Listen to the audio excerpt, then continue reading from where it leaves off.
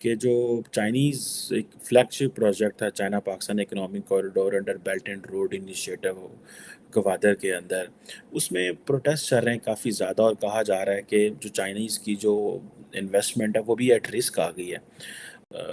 Chinese जो national हैं सुनने में आ रहा है कि वो इस इलाके को छोड़ रहे हैं।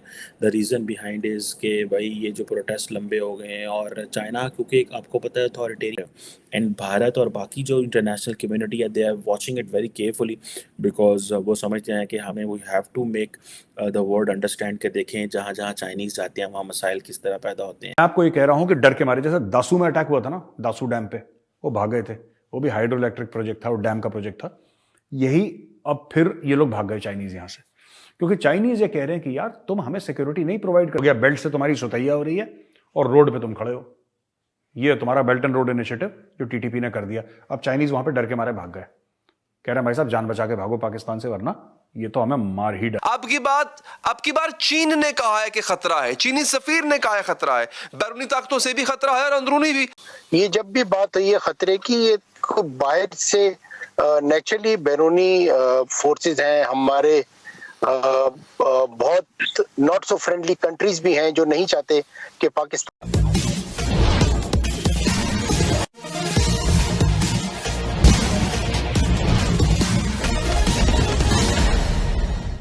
मैं आपको ये कह रहा हूं कि डर के मारे, जैसे दासू में अटैक हुआ था ना, दासू डैम पे वो भाग गए थे। वो भी हाइड्रो इलेक्ट्रिक प्रोजेक्ट था और डैम का प्रोजेक्ट था।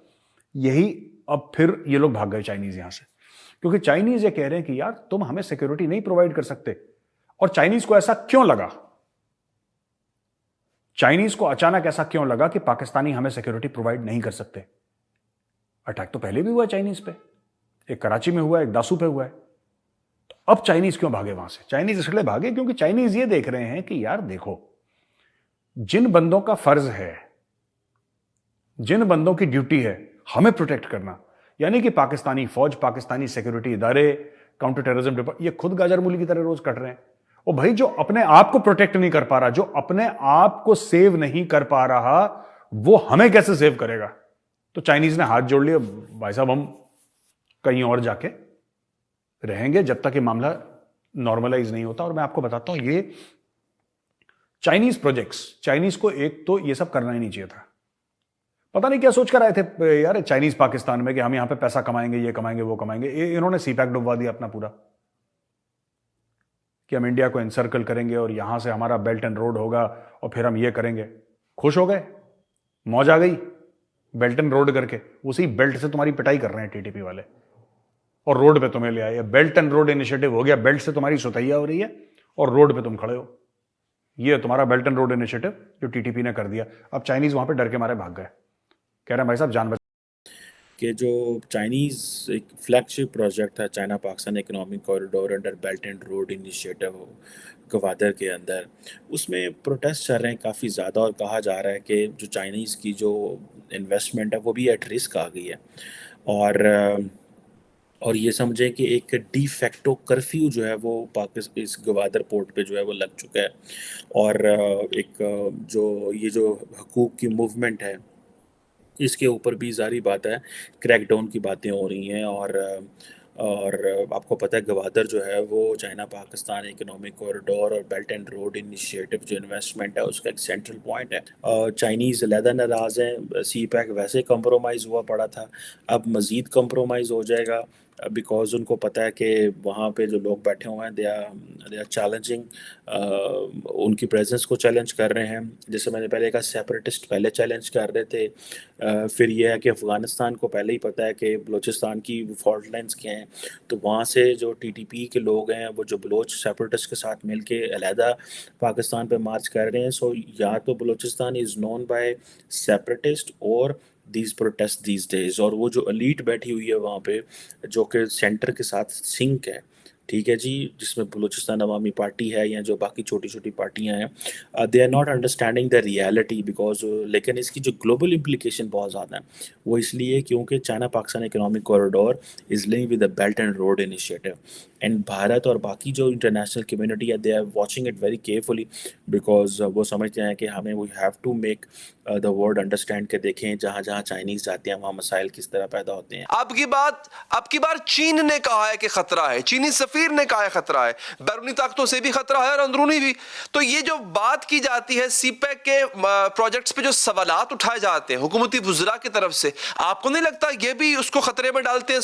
ये जब भी बात है ये खतरे की, ये बाहर से नेचुरली बैरूनी फोर्सेस हैं, हमारे बहुत नॉट सो फ्रेंडली कंट्रीज भी हैं जो नहीं चाहते कि पाकिस्तान, और जहां इतना बड़ा मेगा प्रोजेक्ट हो जो कि पाकिस्तान की तरक्की और डेवलपमेंट की बात कर रहा हो, उसमें चैलेंजेस तो आते ही हैं, और कुछ इन चैलेंजेस को, इन रिस्क को मिटिगेट करना दोनों पार्टीज का, गवर्नमेंट ऑफिशियल्स का, और इसमें जो भी लोग इन्वॉल्व हैं, चाहे वो प्राइवेट सेक्टर में होंगे जिसमें B2B आएगा, ये चैलेंजेस। इस्लामी के लोकल लीडर मौलाना हदायतुर रहमान जो है वो चला रहे हैं, और बेसिकली जो बात की जा रही है वो ये है कि नॉर्मली जो पाकिस्तानी चैनल्स हैं वो तो दिखा नहीं रहे, और लेकिन ये है कि चाइनीज़ जो नेशनल हैं, सुनने में आ रहा है कि वो इस इलाके को छोड़ रहे हैं।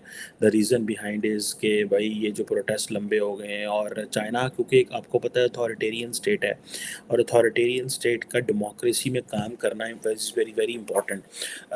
मैं कल थोड़ी देर पहले एक हम डिस्कस कर रहे थे फ्रेंड शोरिंग टर्म, यानी कि उन ममालिक में आप अपनी सप्लाई चेन लेके जाते हैं जहाँ पे आप समझते हैं कि पॉलिटिकल सिचुएशन नॉर्मल होगी। सो पाकिस्तान की सिक्योरिटी, लॉ एंड ऑर्डर भी ख़राब है, एंड पाकिस्तान की पॉलिटिकल सिचुएशन भी ख़राब है। तो इन हालात में कौन पाकिस्तान के अंदर पैसा लेके आएगा? बल्कि ये जो चाइनीज़ पैसा है ये भी निकलेगा इससे। अब सिचुएशन ये है कि ग्वादर के अंदर इंटरनेट बंद कर दी कि पाकिस्तान कोई ऐसा मुल्क नहीं है जिसके साथ हमारे ताल्लुकात अच्छे हों। जो है अब चीन के साथ भी हमने ख़राब कर लिए हैं या कर रहे हैं, बिकॉज हमें पता है कि वो they are not happy with us on this, और उनको पता है कि इन्होंने सीपैक को उस तरह नहीं लिया या वैल्यू नहीं दी जिस तरह इनको देनी चाहिए थी। गो के उसके आगे फिर और मसाइल हैं। फॉरेन डायरेक्ट इन्वेस्टमेंट जो चाइना से आई, हमने बड़ी गलत टर्म्स एंड कंडीशन पे ली है, वो कर्जे हैं जो हमने देने हैं, और उसका हमें फ़ायदा जो है वो हुआ कोई नहीं है। लेकिन दिस हक दो तहरीक का इंटरनेट बंद होना ग्वादर के अंदर, एंड चाइनीज़ बिजनेसमैन का या चाइनीज़ लोगों का वहाँ से निकलना और अलर्ट रहना, सेपरेटिस्ट का अलहदा चैलेंजेस, पीसफुल जो प्रोटेस्ट हैं इनके अलहदा challenge for Chinese. I think everything has been in a question mark लग गया। The only thing is the state is not letting us know what is the reality. Thank you very much. आप अगर हमसे जुड़ा रहना चाहते हैं तो कृपया मेरे चैनल को सब्सक्राइब करें तथा बेल आइकन भी दबा दें ताकि नई वीडियो की जानकारी तुरंत आप तक पहुंच जाए। धन्यवाद। जय हिंद।